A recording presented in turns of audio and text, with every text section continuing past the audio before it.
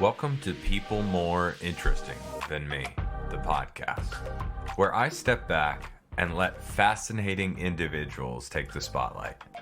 Join me as I sit down with incredible guests who captivate and inspire, showcasing their stories, experiences, and wisdom that make them truly extraordinary. Tune in for engaging conversations that'll leave you enlightened and entertained. At least I'm entertained. Today we have the distinct pleasure of conversing with a visionary leader, Hjalmar Van Der Buchwald, the founder of a groundbreaking vertical farm nestled in the heart of Denmark. Our guest has cultivated an innovative approach to agriculture, challenging traditional farming methods with a sustainable and futuristic solution. We'll uncover the seeds of inspiration behind the vertical farm's inception. From hydroponics to aeroponics, Hjalmar has embraced cutting-edge methods to grow crops efficiently and sustainably, all within the confines of a vertical space. Our guest is on a mission to address food security, reduce environmental impact, and create a more resilient and efficient food system. This story is one of resilience, innovation, and a commitment to a greener future for generations to come. Enjoy. That's what I like about the ramen. Like, you could kind of go, like, you could put some sriracha on it, or you could just make it as normal, or you could throw in some creamy chicken. Yeah. I also eat a lot of ramen, though. Make him a lot with the sprouts or with the mushrooms that we are growing as well. Yeah, you guys do. I know you guys. I saw that you guys do bean sprouts, and obviously that's a big thing with ramen dishes. I guess we could dig into that. So, how did you get started into the and vertical farming isn't the correct term. What's the best term for what you guys do? Well, yeah, it is vertical farming, or it's also called CEA, controlled environment agriculture. Is pretty much what we do, yeah. Okay, and when I hear that, I think of like I know this is being like romanticized, but like the post-apocalyptic, like the Matrix, like where everyone's inside, it's a nuclear holocaust, and everybody's growing food inside because they can't do it outside. Yeah, it sure gives you some food stability. You can make produce year round with the same environmental conditions. That you are able to control. So yeah, that's what makes one of the advantages for sure. Yeah, and what made you guys start to get into it? Like, what was the driver for that? Yeah.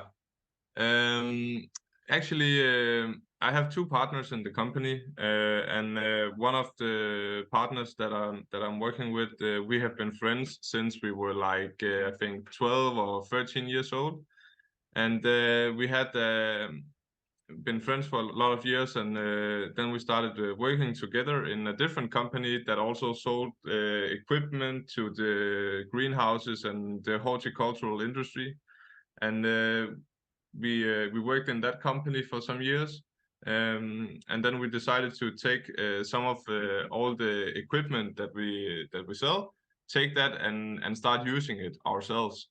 And from there, it kind of escalated into the business that we have today. So that's like how it started. That we got like a little test set up, and we had all the equipment, and we could easily get all the seeds and get started very easily. So and from there, it was just we got the third partner on board from there, and he's had a good way in to get some customers. The last partner here in the business, he's a chef and has been a gourmet chef and has a very broad network within this industry. So it was very ideal for us to have him join us and help us get started. No, that's great. So yeah, that was kind of like how the idea of the company started. Okay. Yeah. And to a person who doesn't, I guess, who is completely, I don't know, detached from something like that, they would say, Yeah. why take farming inside? Like why take away, like, you've got the free sun, you've got, let's just say, the soil. I mean, the soil can always be hit or miss, but Mm. why bring it inside? Yeah, it was well, here in Denmark the climate can be the seasons are very shifting.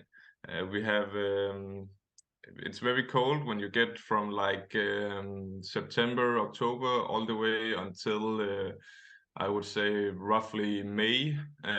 It's too cold to grow anything outside with nice results. So you have maybe 4 or 5 months where you can grow produce the way we do it and what we grow. It would only be possible for a couple of months over the year. Of course, you can do it in a greenhouse, but it requires a hefty initial investment that we didn't have. So doing it doing it inside in a vertical setup made sense for us because we maximize the production space within that confined area, and you can do it relatively cheap starting up. I think our test setup didn't cost much more than a couple $100, so it was very easy for us to get started. And of course, doing it inside, we had the same cultivation conditions all year round. So we were able to have like the perfect temperature, the perfect humidity and CO2, and doing watering as well as optimal as it could be. So that was one of the main drivers for starting it the way we did. Yeah. Yeah, that seems like it's really good once you have it going. Like Yeah. once you have like the I guess whatever you decide on first growing, like you were saying, the sprouts, Mm. and you've got your, I would imagine it's a very small drip irrigation type style, Yeah. like for the water, and then your sunlight, as long as you keep it going, it would probably be amazing because you guys are kind of like the gods in the room, if that makes Yeah. sense. You're controlling the Yeah. sun, you're The controlling the playground weather. in a Yeah. way. Yeah. What I was going to say in that is, how good is that, especially in your area? How good is that for the restaurants? What I imagined, and I didn't look at this myself specifically, like New York City. Like I Yeah. would imagine that, like, for example, if someone set up a huge vertical type garden in, let's say, New York City, all Mhm. these like big restaurants and stuff like that could, in theory, set up Mhm. kind of like a infrastructure system. Like if they're like we were talking about before, ramen, like Yeah. bean sprouts is like a like a big thing in there, and Mhm. getting those from big trucks, even, Okay. I don't know, like 50 miles out, which is probably what they're doing now, or getting them refrigerated all the way there. I mean, it Mhm. probably degrades the quality somehow. Is that something like that you guys are working with restaurants right now? Yeah, for sure. That was also one of the reasons for starting the company is because the third partner that I talked to you about that was a chef before he joined. He was really annoyed that some of the produce that they got, it came from well beyond 1,000 miles of from where it was used in their kitchen. So it was coming from France, or it was coming from sometimes Africa, or Hmm. all over places in Europe. And it was like, this doesn't make sense at all. And we showed him, well, we're actually able to grow a lot of what you need right here in this little room. And it was like an eye opener, because why? This is a big issue as well. The thing regarding food miles. Uh, we need to try to be more locally producing and thereby more sustainable in our production and logistic. So that was also one of the reasons for starting the company, to have more of a local product that can be used by the professional kitchens and private homes as well, uh, but have a local and much more sustainable product to provide. No, that's Yeah. great. And I would imagine, I mean, not buying outside of the country. Obviously, you're helping promote local businesses and stuff like that, but you're also, I mean, you guys are probably or the kitchens are probably avoiding like numerous issues and shortages. It's not like you guys are going to have, like a drought No, or exactly. anything like that. You guys are going to have steady supplies. Yeah. And the other big thing is they don't have to pay. I don't know. It's probably not that much on a bulk scale, but import fees, like stuff getting over the border, like the logistics of getting from point A to point B for a lot of these products that you guys can produce there. Yeah, it gives a lot more stability for sure, and our customers and wholesalers really enjoy that because well, just as late as last couple of weeks, there has been a shortage in supply of one of the products that we make on on a national scale because they still do get a lot from abroad. So and they had a bad harvest this year, so all of a sudden it's not possible to get the same quantities as usual from abroad. So we are able to come in and fill that gap a lot, and our customers really enjoy that. That's great. Well, and we keep on mentioning bean sprouts. What are some of the like? Can you give me like a variety of stuff that you guys have done so Yeah, far? yeah. The things we have maybe 20 different kinds of sprouts and microgreens, and we have some different herbs, and yeah, we also have the mushrooms. But a lot of the top selling microgreens and sprouts would be pea shoots. It would be sunflowers. We have 3 different kinds of radish that also sells very well. We have cilantro, carrot sprouts, cucumber sprouts, fennel sprouts, something called nasturtium is also a spicy cress. We have different kinds of mustards. We have what do you call it? Something that has like a little bit of a bitter taste. We have something called shiso, something called amaranth that is like a red bean sprout, beet sprouts. What else? Yeah, different kinds of herbs as well for sure. Sage, No, that's a lot. cilantro again. Dill, yeah, there's a lot. There's really a lot. But it's important to have like a big assortment of goods that you can make. And the customers also like that we keep on developing and we keep on adding additions to what we already supply. At the moment, we're also testing out different kinds of edible flowers for a lot of our gourmet customers that really loves it because edible flowers is easy to get in the summer, but as soon as it comes to autumn, fall, winter, and early spring, you can't get it from almost anywhere. So there's still a big need in the market for it. So they also get that from abroad, and it just doesn't really make sense because we can make it much more uniform, stable quality, steady supply right here locally. No, that's great. And all the plants you mentioned, and obviously you guys are always doing, like you said, R&D and trying to Yeah. expand.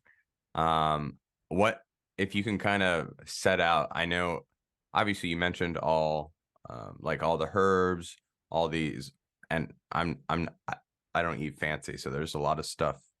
Like I eat at a normal restaurant, but I would never be at a 5-star unless it was my birthday, like one of those nice Yeah. events. But like, what's your next, I guess, level up of what you guys are trying to do? Because I know I saw stuff that you also are setting up other people's, like maybe you guys are too far away. You're setting up maybe a micro greens area for some restaurants or something like that. I saw like their own setup, their own farm. Yeah, we do some different kinds of systems as well. Yeah, we do it in different ways. Let me explain it a bit. For example, we have some franchises. We have another franchise within our country in right outside of the capital, because there's a huge demand in the capital, and he's able to help us fill that. And it's not nearly enough, but and then we also have franchises abroad, because we have had people in other countries asking for our products as well, and we were like, okay, but that kind of Defeats the destroys purpose. it interferes with our ideology of being local. So we would rather try to set up a production where the needs are of the customers. So that's why we also have some franchises abroad. But yeah, we also do these different kinds of systems, depending on what the customer wants. But we give them the possibility to have a hyper local production. So for example, we have customers that are very big canteens that makes food every day for thousands of employees, and they have a very big need for herbs, salads, microgreens, mushrooms, you name it. And then we have shown them this different kinds of systems that we can easily implement in their canteen, and they have been like, okay, that's really great. So we've in the beginning we did it more as a test, but it was a great success. So the customers would love that we kept on doing that, and we have then added on a lot of different places to those systems as well. So we have big canteens that we just come and do service on the systems, and we supply them with seeds, and we have shown the employees how to grow them and how to start them, and other systems we have that we just come on every week and we fill up the system, and all they do is just cut it when it's ready. So yeah, that's the two different ways that we do that. But then that's make sure that they have a nice, clean, uniform quality of produce that they can serve to their employees on a daily basis.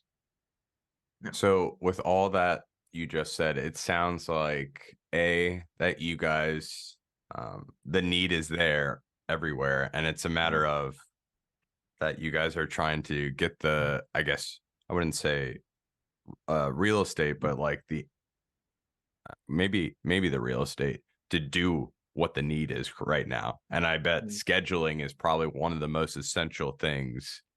Like, for example, you get a customer and they say, I don't know what the quantity is, but let's say we need 200 pounds of sprouts by this date. And you're like, oh, we should have, like, if we're going to do this, we have to plant today. Is that like? Yeah, sometimes. Yeah, sometimes it can be a bit tricky because there's, of course, a delay from when they order. If they order huge amounts, there can be a delay in what we are able to deliver. But we are kind of calculate and estimate that we have seasons that we know are very busy. For example, at the moment, we are super busy at the moment because for New Year's Eve there's so many caterers and restaurants and hotels here in Denmark that deliver a lot to guests on New Year's. It's very common to go out and eat for New Year's, whether it's steaks or sushi or fish or whatever people want. There's New Year's Eve is kind of like a little extra regarding the dining experience here in Denmark.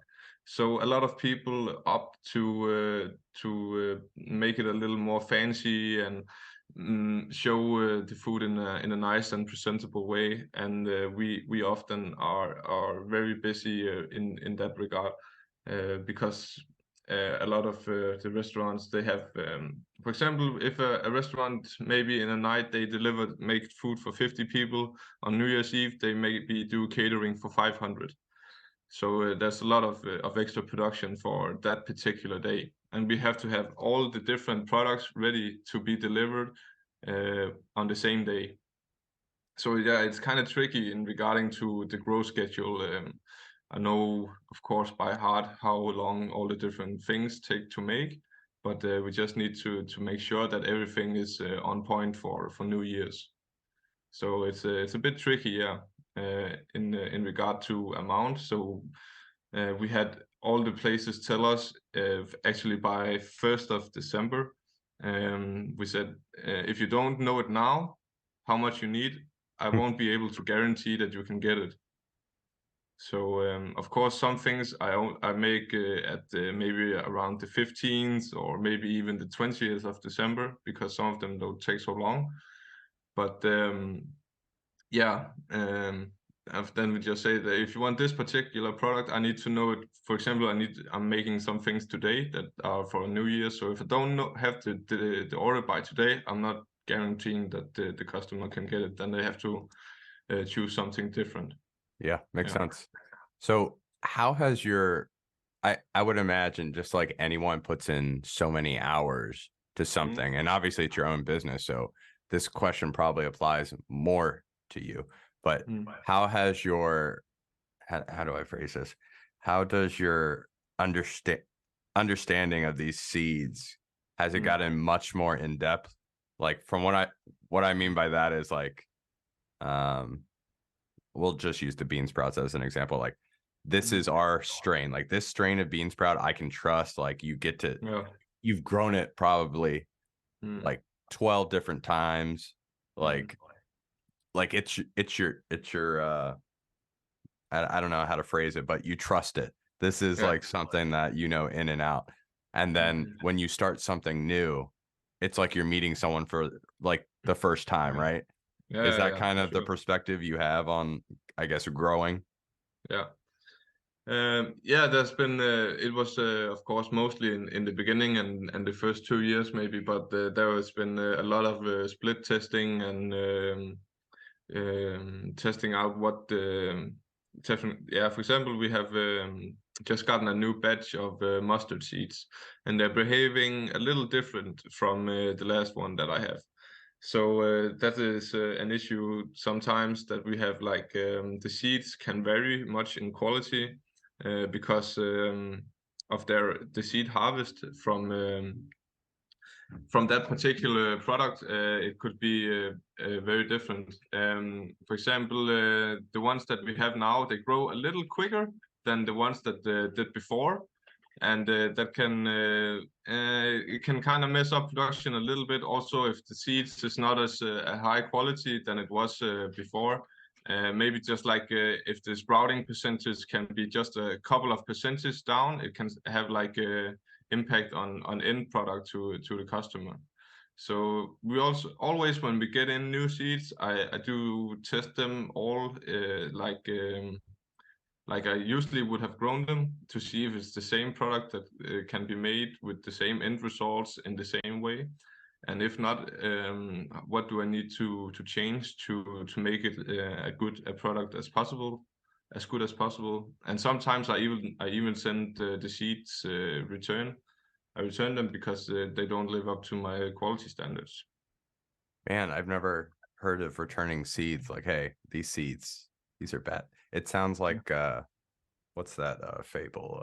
Jack and the Beanstalk. These are bad seeds. Like, we do still get that sometimes, but we of course we are in close contact with all our suppliers in the seed department, and they're very understanding. If we're like, hey, we don't like these, they just return them, and we'll send some new test for you, so you can see what works as good as possible for you. Because we do order a lot of seeds. I would say we order maybe, well, we don't order less than a ton of seeds per time for sure. So sometimes it's even plus 10 tons of seeds. So it's 1 ton is 2,000 pounds. So it's a lot of seeds for sure. We were talking about the environmental, how you guys are like the gods of growing the stuff like that. How big of a deal? Like, do you guys have a very good backup system, like electronically? Like, if the power goes out, do you have a generator, stuff like that? Well, of course there's different things you can do. We don't, for example, we don't have a generator. Luckily, in our region, we never have blackouts. The power supply is really stable. If you have blackouts, it's usually our own fault because we are trying to do something different with electronics or put power into something new. For example, when we do expansion, sometimes we have had blackouts, but it's usually up and running again within a couple of hours. So that doesn't make it a big hassle. But yeah, for example, here we have some what can we say, plan Bs or backup systems. For example, right now it's a lot of heavy snow here in Denmark. I think we have like in inches, it would be like 5 to 6 inches of snow everywhere. And it just came like overnight, and it of course it makes the temperature drop outside. So we've and it makes the entire farm a little bit cooler with the snow. So we have been forced to turn up the heat in the production just by a couple of degrees to make sure that we have the same temperature and humidity inside the production. Man. So and does that ever affect your bottom line? Like, let's say you have a winter season where, let's say, the last 3 months was 2 degrees higher, but that obviously that's going to be a lot more energy costs for that heating. Do you have to obviously compensate that for like what you're selling? I would imagine.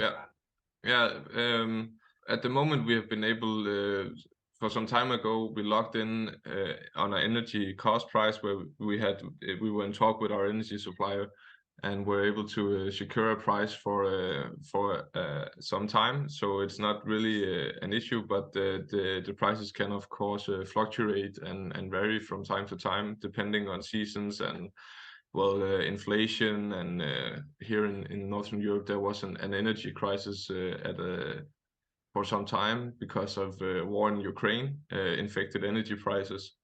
But at that time we had locked in that price for the next 2 years, so it didn't really affect us, luckily. But there was a lot of people going out of business and because the energy costs really almost tenfolded, so it was crazy. But prices can vary and be a cost that goes up and down in our estimates. But we are pretty lucky that we were able to secure a locked price for 2 years, for example. But other than that, it can for sure be a higher cost in the winter where we have to use more heating. We have it as a principle that we only use certified green power. So it's in Denmark there's a lot of wind power from windmills, and there's a lot of solar power as well. So when we buy electricity and energy, we make sure that it only comes from certified green power. So that's our way of trying to combating the issue of energy being a big factor in indoor farming. Okay. And have you guys, this might be a stupid question because I don't know your region, but have you guys ever thought of I think I looked at the where you guys are operating out of. Have you guys ever thought of using solar panels or anything there to make your own power? Yeah, we really want to do that. It's just like it's an investment that we are not focusing on at the moment, but maybe within 1 year, 2 years, perhaps it will be something that we dedicate finances to invest in for sure. That or a windmill. Yeah. Okay, that makes complete sense. And obviously that depends on the environment, what time of year, and what type of, I guess, heat. Like I would imagine that sometimes, I guess, what you need at the moment, like for example, right now when you guys are cranking at it, like you said, for the holidays, I would imagine you use the most energy now than you do any other part of the year. Is that sort of true? Yeah, of course. There are high season here in the winter because of Christmas, and Christmas dinners is like a tradition here in Denmark, and we do a lot of that as well. But Christmas and fall is usually high season, and then spring. There right after New Year's, it kind of goes down a little bit in the sales.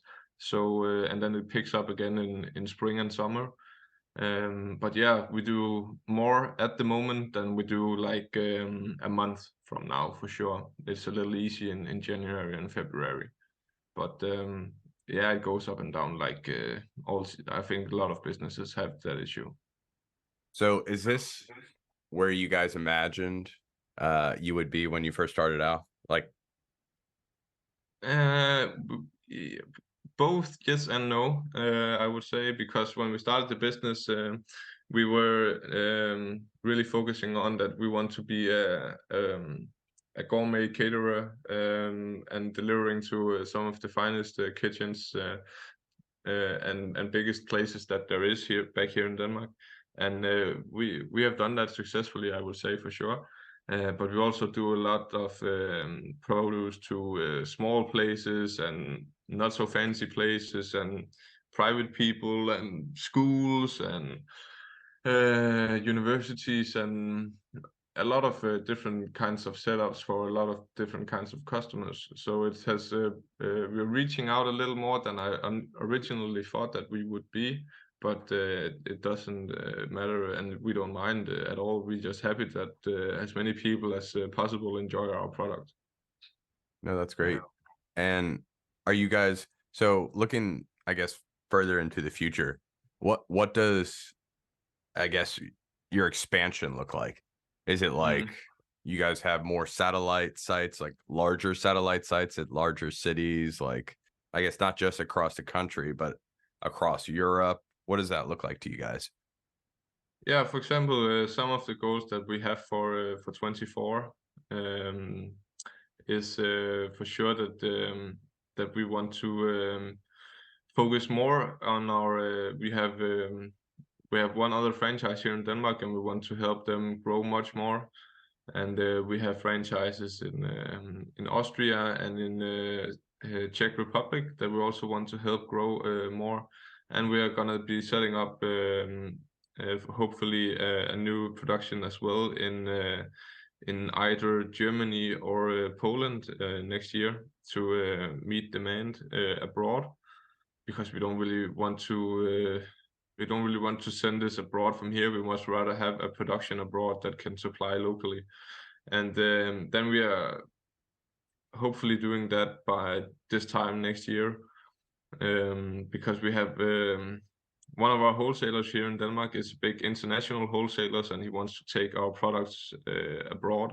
And we were like, okay, yeah, we can do that together. And he wants to maybe start in Germany, and Germany would be a huge market for us. There's just as many vegetarians and vegans in Germany as there's actually more than there are people in Denmark. So it's a great potential for sure. Yeah, we also have different products that we want to keep focusing on. For example, there's a product coming up in Norway with a guy that wants to grow strawberries indoor vertically. And we have said that we would gladly help him, because we have actually helped build and install and done the consulting on the largest indoor vertical strawberry farm in Europe. It's placed just a little outside London, where it's a little over 3,000 square meters, and it's 10 meters, maybe 12 meters in height, but it's 14 layers of growing strawberries on 3,000 square meters. So yes, it's pretty big. That sounds awesome. That Yeah. sounds like such a good advertisement piece too. That Yeah, sure it was. would you say that's like your biggest advertisement piece? It sounds like the large. Well, I don't know. Yeah, I think it's definitely the largest setup that we helped build until now. We have some other pretty big vertical farms in the books that we are helping doing consulting on and are gonna help install. But it has been it's also just one of the biggest indoor vertical farms that there are currently in Europe. So it's something that we were very proud of helping on. But we're gonna see a lot of more vertical farms in the future. That's for sure. This is going to sound like a stupid question. Maybe it is. How important is it the setups that you guys do outside of your office or shop or farm have to be aesthetically pleasing. Yeah, it doesn't really. We don't focus on that. I would say about making it in the aesthetics of it, making it look good. When you come into a firm of that setup, no matter how it's built, I think it just looks rather impressive. When you're standing and you're looking 10 meters up in the sky, up in the roof in the building, and there's just plants everywhere, all around you. It's I mean, it's a pretty unique thing to see. that's great. I mean, how often do you get hit by a strawberry, right? Yeah, exactly. Just falling down on you. No, that doesn't happen a lot. But Oh, that would be cool though. yeah, for sure. But yeah, outside of a vertical farm, you would never experience that, or just looking up and there's growing salads 10 meters above you. Yeah, it's like, what the fuck is going on? No, Yeah, that's great. it's pretty crazy. What is one of the biggest lessons you've learned since you guys started? Yeah, I think one of the things that maybe surprised me the most is how much food we actually throw out. We're in close communication with a lot of big places like big canteens or big caterers or very big wholesalers, and there's just so much food waste. You wouldn't believe it almost. It's really crazy to see. So that is definitely one of the things that have surprised me the most. So we try to make sure that we have a very lean production. So I always kind of know how much produce I'm gonna make. We make sure that we get a lot of orders in, and we have everything we need for the orders. And maybe we do a little extra just in case there's somebody who wants to. Or some people, a restaurant that's busy over the weekend that's coming, hey, I need some extra boxes for the weekend, so we make sure that we always have that. Luckily, the way we produce, it has a very long shelf life, because when we deliver it, the plants are still alive, and the chefs cut them right before that they're gonna use them, and in that way they also remain as much taste and nutritional profile as possible. And on cool, the growth of the plants kind of just stops, or is at a halt. So it makes the produce have a very long shelf life when it's in the fridge. So if we can see that, okay, we are a little ahead of schedule at the moment, I can kind of make it up in the other end by not producing as much for the next couple of weeks. So we're able to keep a rather lean production, I would actually say. Normally, you speak about when you're a production company or in a production company in the food sector, 10% waste or less is very acceptable, and it's considered good. I would say that we even have less than 5% waste, maybe 3-4% when it's when we're unlucky, but we don't have so much waste. And I really like that about our production, that we don't throw out a lot of goods. And even if we have surplus produce that we can't get sold, we have different systems here in Denmark that is, for example, there's something called Stop Waste Locally, and you just go in and you say, hey, we unluckily we have too much produce at the moment that can get sold, and then someone comes out, picks it up, and then they give it out to families and private people that are what can I say, living below their means, or don't have so much money or possibilities to go out and buy fresh, new and good produce. So in that way, when we are overproducing, which I would say we're not doing that so much, luckily, but then we have people that still can, enjoy the produce. That was going to be my question, that if you guys were if you had stuff that was not going to go bad, but you had no I guess somebody picking it up or a contract with them, that you had at least, like somebody that could benefit from that. I think this will be my last technical question. I think I saw recently, maybe last 6 months or a year, but it was an automated like system where you had something like a 3D not a 3D printer, but a 3D printer's, mechanical access, where it was able to monitor the plants, it was able to plant the seeds, it was able to water the plants. Are you guys looking into getting a somewhat automated system that's kind of doing from seed to kind of harvest? I would say both yes and no. The way we started the company was that it had like a much, I would say, a rather low-tech approach, doing a lot of it manually and doing a lot of it by yourself. And that in that sense, we kept costs down.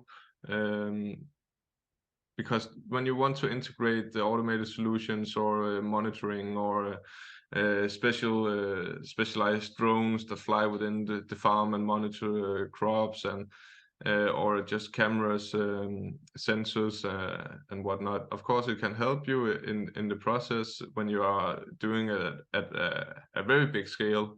But at the moment, we're only like we're doing like much smaller setups than that don't really require that specific automation. Maybe we will do it in the future when we have like beyond 10,000 square meters, but at the moment we have like only a couple thousand square meters. So it's still a lot of space because we also use it vertically, but it's not something that is rather needed for the crops that we are growing. We have these grow schedules, these systems, and we know all these processes by heart. So I know that if there's something that's fucking up in my production, it's probably the seed, the quality of the seeds actually, because I know it has to run. If I run it like this, it's gonna come out perfect every time. And if it's not, then I have to look, okay, are some of my systems, some of my schedules that needs to be changed, or have it not gotten the water at the correct timing, or is the temperature a bit off maybe? And then I would go in the production and look at that. We have some sensors in the production for sure, monitoring temperature and humidity and regulating that. But regulating it is still done manually because it's just easy. We just have a remote that just goes click and the temperature is regulated. But in the future, maybe we will have self-regulating monitors that we program, but it's not so it's not so important for us. Yeah, especially since you have so much going. Yeah, most things we have in our production is out within 2 or 3 weeks. That's a very quick turnover. Some herbs are only 1 week from when I start them to when they are sold. So it's a very quick turnover. So there's not really much, because you can see the changes visually from day to day. So it's not really necessary to have big setups installed regarding monitoring and regulation. It's very easy at the things we do, I would say. Okay. No, For example, if you have like crops that need to grow in your CEA setup for months, it would be nice to have something looking at what can I say, at the crop, regarding to yield and watering and fertilizing, making sure that it's all done in the correct way at the correct time. But for what we're doing, it's not really necessary. Of course, we have helped customers that it was necessary for, for example, in regard to the strawberry project, but other projects as well. But it's not really something that we need in our own production. Yeah, it makes sense. Yeah. Okay, we'll move to my last question. Yeah. What is something that your parents did that you like to pass on to a next generation that you enjoyed that they did? And what is something that you might do differently or something new that they didn't do? Yeah. My parents were always both my parents were psychologists, and I think that made my upbringing a little more different and special than some other kids perhaps have had. but they were also like they were always like trying to motivate me and trying to get me to find my purpose and find something that I really enjoyed doing. And they were both self-employed as well, and I think they kind of paced me into becoming that as well. And I really liked the way that they did that, for sure. On the other hand, my parents, or especially my dad, was very strict on me, and I might not tend to be so strict when, or if I get my own children someday. My mother was also is handicapped. She's blind, and in that she became blind when I was like 4 years old. And because of that, I was always doing a little bit extra at home, so I wasn't really having the same kinds of liberties that young people my age might have had. I had to help from a very young age, becoming a part of the household chores, and maybe missed out on some other things because of that. But I think it also made me more responsible and mature. So it was, I think it was a blessing in disguise at the moment, but it's made me to who I am today, and I wouldn't change it if I could.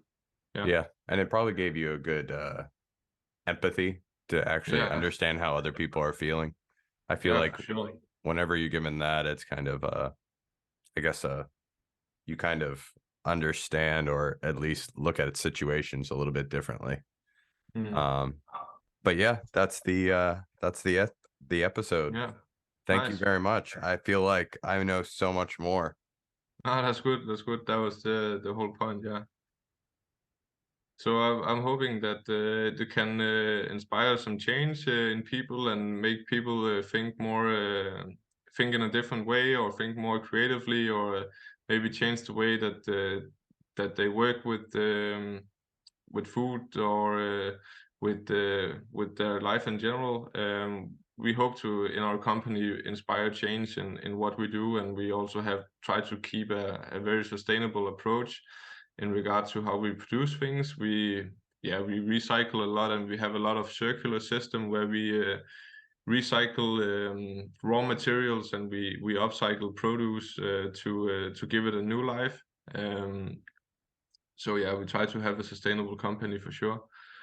And I really hope to pass that on to some other people, and I can see how people loved our way of working. So I hope that we will inspire some change in some people for the future. Yeah. One other note that I just got the perspective on since you said that is like, you could even, I you know how some farmers, they can only farm so long outside, that they could even take on their own vertical farms inside. If they, let's say they want to farm, like the whole year, they can start doing it inside when they have to come in when it gets too cold, or it's a winter season. And is there anything you guys are working on you want to kind of put out there on the podcast? No, I would say that traditional farmers could definitely also benefit from vertical farming. You could start germinating at the precise moment, and be very sure that you don't have any fluctuations in your growing schedule. So people seeking inspiration or one consulting, we also have a YouTube channel that you can go in and see how we do a lot of different things. It's called Vertical Greens. And vertical farming just provides stability. So that is one of the key factors for it becoming a success in the future, and it definitely will, because it makes a lot of sense in highly dense populated area. For example, New York, I'm pretty sure that there are some vertical farming in New Jersey, for example, and other places as well, where it will become where there is a heavy demand for having fresh produce supplied within the city. It just makes sense to make it in the city rather than having it transported all the way. And also in areas where it's very tough to grow produce. For example, in the future, we will have very large areas that will either become too cold or too hot to grow produce at a stable rate. And vertical farming just ensures quality and stability in that regard as well. No, that's great. And I'll link that YouTube channel when I drop this episode. People listening can look at that as well. But yeah, thanks again for doing this. I think no worries. I think this is probably, I did time zone in Dubai, but this is maybe one of the biggest time changes I think I've done. Maybe, I don't know. But yeah, thanks again. And it was a pleasure. This was great. If you like this week's episode of People More Interesting Than Me, please follow me on Apple Podcasts so you won't miss out on more episodes like these.